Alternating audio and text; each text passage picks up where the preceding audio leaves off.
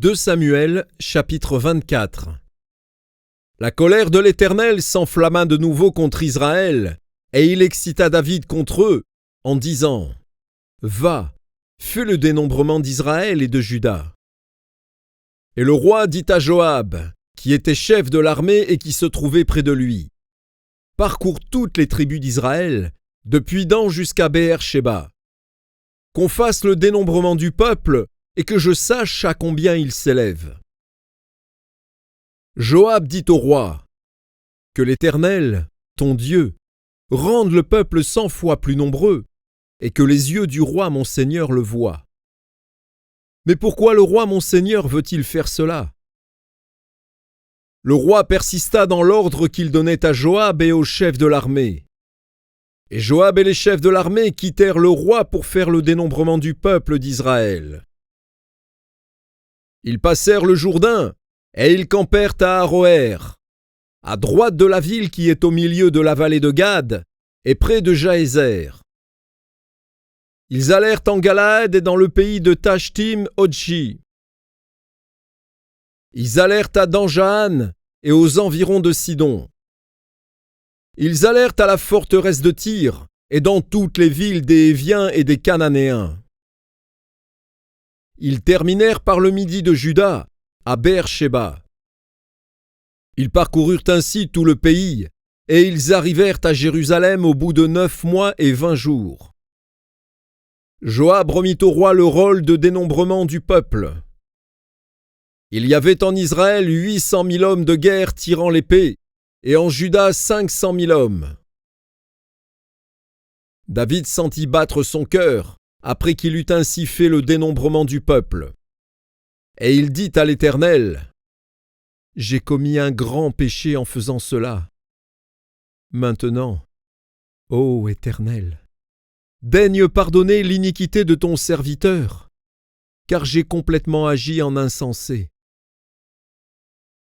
Le lendemain, quand David se leva, la parole de l'Éternel fut ainsi adressée à Gad le prophète, le voyant de David. Va dire à David : Ainsi parle l'Éternel. Je te propose 3 fléaux. Choisis-en un, et je t'en frapperai.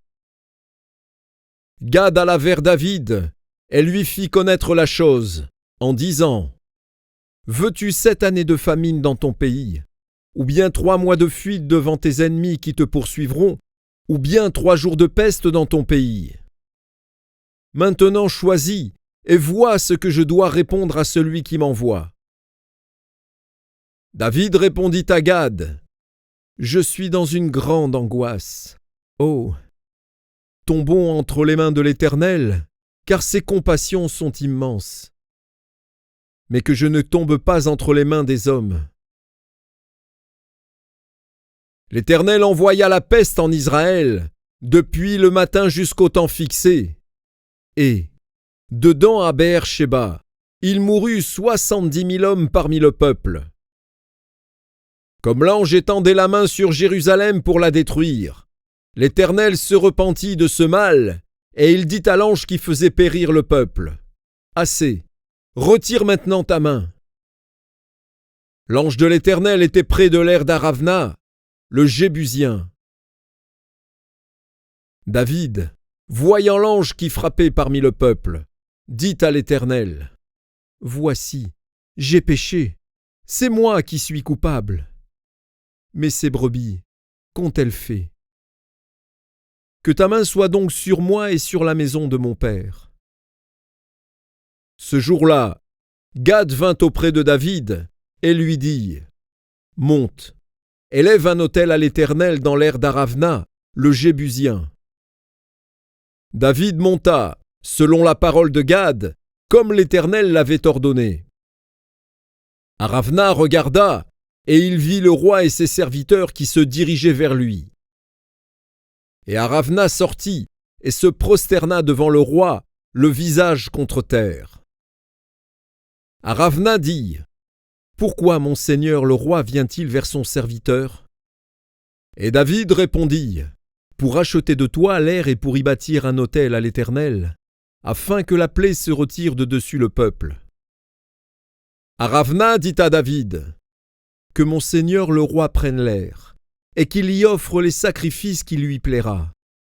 Vois, les bœufs seront pour l'holocauste, et les chars avec l'attelage serviront de bois. » Aravna donna le tout au roi, et Aravna dit au roi : « Que l'Éternel, ton Dieu, te soit favorable. » Mais le roi dit à Aravna : « Non, je veux l'acheter de toi à prix d'argent, et je n'offrirai point à l'Éternel, mon Dieu, des holocaustes qui ne me coûtent rien. » Et David acheta l'air et les bœufs pour 50 sicles d'argent. David bâtit là un autel à l'Éternel, et il offrit des holocaustes et des sacrifices d'action de grâce. Alors l'Éternel fut apaisé envers le pays, et la plaie se retira d'Israël.